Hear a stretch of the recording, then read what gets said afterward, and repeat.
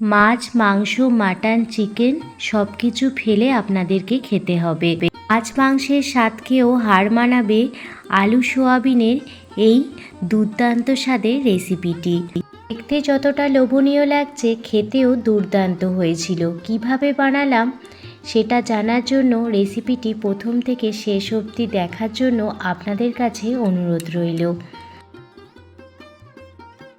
রেসিপিটি বানানোর জন্য প্রথমেই দেখুন আমি এখানে আমার প্রয়োজন মতো সোয়াবিনের বড়ি নিয়ে নিয়েছি। একটু জলের মধ্যে সোয়াবিনের বড়িগুলো 3 থেকে 4 মিনিট ভালোভাবে বয়েল করে নেব, যাতে সোয়াবিনের বড়িগুলো দেখুন 80% মতো সিদ্ধ হয়ে যায় আর সোয়াবিনের বড়িগুলো অনেকটা দেখুন বড়ও হয়ে গেছে। গ্যাসের ফ্লেমটি বন্ধ করে দেব। অন্যদিকে একটি পাত্রে ঠান্ডা জল নিয়ে নিয়েছি আর তার মধ্যে সোয়াবিনের বড়িগুলো দিয়ে দিচ্ছি। এবার সোয়াবিনের বড়িগুলো এইভাবে দেখুন জলটা চিপে চিপে ছেঁকে ছেঁকে তুলে নিতে হবে। এই রকমভাবে হাতের সাহায্যে জলটা চিপে চিপে একটি পাত্রে উঠিয়ে রাখছি। সোয়াবিন রান্না করার আগে অবশ্যই এই কাজটা অবশ্যই করবেন। জলটা এইভাবে চিপে চিপে ফেলে দেবেন। সোয়াবিনের রেসিপিটি খেতে বেশি ভালো হবে। আপনারা তো সোয়াবিন অনেক রকমভাবেই রান্না করেছেন, একবার হলেও এইভাবে সোয়াবিন রান্না করে দেখতে পারেন। বাড়ির ছোট থেকে বড় সবাই খুব পছন্দ করবে। মাছ মাংসের স্বাদকেও হার মানাবে সোয়াবিনের এই রেসিপিটি। সমস্ত জল ছেঁকে ছেঁকে সোয়াবিনগুলো একটি বাটিতে নিয়ে নিলাম। অন্যদিকে এখানে আমি 5টি বয়েল আলু নিয়ে নিয়েছি। আলুগুলো সামান্য হাতের সাহায্যে ভেঙে নিচ্ছি। একেবারে কিন্তু ম্যাশ করছি না, অল্প অল্প করে এইভাবে দেখুন আলুগুলো ভেঙে নিচ্ছি। খুবই সহজ রেসিপি, ঘরোয়া কিছু মশলা দিয়ে এই রেসিপিটি তৈরি হয়ে যায়, কিন্তু খেতে হয় অসাধারণ। লুচি, রুটি, পরোটা কিংবা গরম গরম ভাতের সাথেও খেতে অসাধারণ লাগে। সোয়াবিন ভালোভাবে জল চিপে নিয়েছি আর আলুও হালকা করে ভেঙে নিয়েছি। আমি একটি স্পেশাল মশলা আজকে ব্যবহার করব, সেটা হলো গোটা জিরে। গোটা জিরে দিয়ে সোয়াবিনের এই রেসিপিটি বানালে খেতে ভীষণ ভালো লাগে। রান্নাটি করার জন্য গ্যাসের ওভেন জ্বালিয়ে কড়াই বসিয়ে দিয়েছি আর 1 চামচ পরিমাণ গোটা জিরে শুকনো খোলায় প্রথমে ভালোভাবে ভেজে নিচ্ছি। যতক্ষণ না পর্যন্ত জিরের হালকা মিষ্টি সুগন্ধ বের হতে শুরু হয় ততক্ষণ দেখুন জিরেটা ভেজে নিলাম।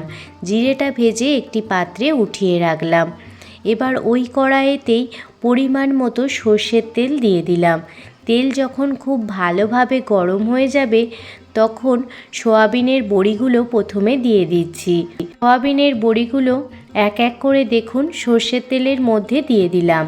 সর্ষের তেলের মধ্যে সোয়াবিনের বড়িগুলো দিয়ে দেওয়ার পর সোয়াবিনের বড়ির মধ্যে স্বাদমতো লবণ আর সামান্য পরিমাণ হলুদ দিয়ে দেব। গ্যাসের ফ্লেম লো টু মিডিয়ামে রেখে সোয়াবিনের বড়িগুলো প্রথমে 2 থেকে 3 মিনিট খুব ভালো করে ভেজে নেব। তো লবণ দিয়ে দিলাম হলুদ গুঁড়ো আর সাথে দিয়ে দিলাম সামান্য পরিমাণ কাশ্মীরি লাল লঙ্কার গুঁড়ো কালারের জন্য। এবার দেখুন সোয়াবিনগুলো খুব সুন্দরভাবে ভেজে নিচ্ছি। 2 থেকে 3 মিনিট সোয়াবিনগুলো ভালোভাবে ভেজে নিচ্ছি। সোয়াবিনগুলো 2 থেকে 3 মিনিট ভেজে নেওয়ার পর এর মধ্যে যে বয়েল আলুটা ছিল, যেটা আমি হালকা করে ভেঙে নিয়েছিলাম, সেই আলুটাও দিয়ে দিলাম। এবার সোয়াবিন আলু খুব ভালোভাবে ভেজে নেব। এই রকম লবণ হলুদ দিয়ে যদি সোয়াবিন আর আলুটা ভেজে নেওয়া যায় এই রেসিপিটি খেতে খুবই ভালো লাগে। দেখুন সোয়াবিন আলু খুব সুন্দরভাবে ভাজা হয়ে গেছে আর একটি পাত্রে সোয়াবিন আর আলু উঠিয়ে নিয়েছি। অন্যদিকে একটি মিক্সার গ্রাইন্ডারে মশলা তৈরি করে নেব। তার জন্য এখানে 4টে মিডিয়াম সাইজের পেঁয়াজ মিক্সার গ্রাইন্ডারে দিয়ে একটি স্মুথ পেস্ট দেখুন বানিয়ে নিয়েছি। এই রকম স্মুথ পেস্ট বানিয়ে নিয়েছি। আরও একটি মশলা বানাবো, তার জন্য এখানে নিয়ে নিয়েছি 4 থেকে 5 কোয়া রসুন, 4 টুকরো আদা, টমেটো আর কাঁচা লঙ্কা দিয়ে দেখুন আদা, রসুন, কাঁচা লঙ্কা আর টমেটোর একটি স্মুথ পেস্ট বানিয়ে নিয়েছি। এই কড়াইতে সোয়াবিন আর আলু ভাজা হয়েছিল, সেই কড়াইটা ভালোভাবে মেজে নিয়েছি।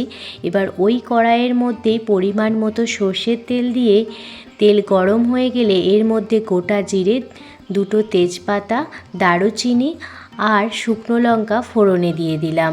ফোড়নটা ভালোভাবে ভাজা হয়ে গেলে যে পেঁয়াজটা আমি বেটে নিয়েছিলাম সেই পেঁয়াজ বাটা দিয়ে দিলাম। এখানে আমি সমস্ত রকম বাটা মশলার ব্যবহার করব, তাতে এই সোয়াবিনের রেসিপিটি খেতে খুব বেশি ভালো লাগবে। পেঁয়াজ যখন খুব ভালোভাবে ভাজা হয়ে যাবে তখন টমেটো, আদা, রসুন আর কাঁচা লঙ্কার পেস্টটি দিয়ে দিলাম। গ্যাসের ফ্লেম লো টু মিডিয়ামে রেখে মশলাটি খুব ভালোভাবে কষিয়ে নিতে হবে, যাতে মশলা থেকে কাঁচা গন্ধ না বের হয়। মশলা কষাতে কষাতে এর মধ্যে কিছু ড্রাই মশলাও দিয়ে দেব। দিয়ে দিচ্ছি 1 চামচ পরিমাণ হলুদ গুঁড়ো, 1 চামচ পরিমাণ কাশ্মীরি লাল লঙ্কার গুঁড়ো, আপনারা চাইলে ঝাল লাল লঙ্কার গুঁড়োও দিতে পারেন। স্বাদ মতো লবণ দিয়ে দিলাম আর স্বাদের ব্যালেন্সের জন্য সামান্য পরিমাণ চিনি দিয়ে দিলাম। এবার সমস্ত ড্রাই মশলাগুলো ভালোভাবে মিশিয়ে নিচ্ছি, যাতে কোনো মশলার কাঁচা গন্ধ না থাকে। খুব সুন্দরভাবে গ্যাসের ফ্লেম লো টু মিডিয়ামে রেখে মশলাটি ভালোভাবে কষিয়ে নিচ্ছি। যখন দেখবেন মশলার চারপাশ থেকে তেল ছাড়তে শুরু হয়ে যাবে তখন ভেজে রাখা সোয়াবিন আর আলুটা দিয়ে দেব। থেকে তেল ছাড়তে শুরু হয়ে গেছে, এই পর্যায়ে ভেজে রাখা সোয়াবিন আর আলুটা দিয়ে দিচ্ছি। মশলার সাথে সোয়াবিন আর আলুটা খুব ভালোভাবে কষিয়ে নিতে হবে, যাতে সোয়াবিন আর আলুর মধ্যে মশলাটা খুব ভালোভাবে ঢুকে যায়। 3 থেকে 4 মিনিট মশলার সাথে সোয়াবিন আলুটা খুব ভালোভাবে কষিয়ে নেওয়ার পর এর মধ্যে এখানে আমি 4 চামচ পরিমাণ ফ্যাটানো টক দই দিয়ে দিলাম। এই টক দইটা দেওয়ার ফলে এই সোয়াবিনের রেসিপিটি খেতে দুর্দান্ত হয়। সোয়াবিনের রেসিপিটি বানাবেন অবশ্যই অল্প পরিমাণ টক দই দিয়ে দেবেন, খেতে ভীষণই ভালো লাগে। তবে টক দইটা অবশ্যই রুম টেম্পারেচারে থাকা টক দই দিয়ে দেবেন, ফ্রিজ থেকে ডাইরেক্ট বার করে টক দইটি দেবেন না, তাহলে কিন্তু ছানা কাটা কাটা হয়ে যেতে পারে। টক দইটা আলু আর সোয়াবিনের সাথে ভালোভাবে মিশিয়ে নেওয়ার পর পরিমাণ মতো জল দিয়ে দিচ্ছি। আপনারা কী রকম গ্রেভি রাখতে চান সেই পরিমাণে জলটা দিয়ে দেবেন। সোয়াবিনের এই রেসিপিটি মাখো মাখো হলেই খেতে ভীষণ ভালো লাগে। আমি আমার পরিমাণ মতো জলটা দিয়ে দিয়েছি। এবার গ্রেভিটা ফোটার অপেক্ষা করছি। লবণটা কম মনে হচ্ছিল, তাই আমি কিছুটা পরিমাণ লবণ দিয়ে দিলাম। আপনারা অবশ্যই জল দেওয়ার পর লবণটা চেক করে নেবেন। এই সময় গ্রেভির মধ্যে আমি এখানে 2টো কাঁচা লঙ্কা দিয়ে দিচ্ছি। ঝালটা অবশ্যই আপনারা আপনাদের স্বাদ মতো দেবেন। কাঁচা লঙ্কার ফ্লেভারটাও এই সোয়াবিনের রেসিপিটিতে খুবই ভালো লাগে। যখন গ্রেভিটা ফুটতে শুরু হয়ে যাবে তখন ঢাকনা চাপা দিয়ে 10 থেকে 12 মিনিট ঢেকে রেখে দেব, যাতে সোয়াবিনগুলো খুব সুন্দরভাবে সিদ্ধ হয়ে যায়। থেকে 12 মিনিট পর ফিরে এসেছি আর আপনাদের দেখাচ্ছি, দেখুন সোয়াবিন আলু একদমই সিদ্ধ হয়ে গেছে আর জলটাও অনেকটা পরিমাণ কমে গেছে। যে গোটা জিরেটা প্রথমে শুকনো খোলায় ভেজে রেখেছিলাম সেই গোটা জিরেটা ভালোভাবে গুঁড়ো করে দিয়ে দিলাম, সাথে 1 চামচ পরিমাণ গরম মশলার গুঁড়োও দিয়ে দিলাম। এতে এর টেস্ট আরও দ্বিগুণ পরিমাণ বেড়ে যাবে। আর শেষে দিয়ে দেব 1 চামচ পরিমাণ গাওয়া ঘি। সোয়াবিনের রেসিপিটি দেখতে কতটা লোভনীয় লাগছে বলুন তো, খেতেও দুর্দান্ত হয়। একবার হলেও বাড়িতে বানিয়ে দেখতে পারেন। বাড়িতে মাছ মাংস না থাকলে সোয়াবিনের এই রেসিপিটি একবার যদি আপনারা বানান, বাড়ির বড় থেকে ছোট সবাই দেখবেন চেয়ে চেয়ে খাবে। এতটাই টেস্টি হয় সোয়াবিনের এই রেসিপিটি। আপনাদের কাছে সোয়াবিনের এই রেসিপিটি কেমন লাগলো অবশ্যই কমেন্ট করে জানাবেন।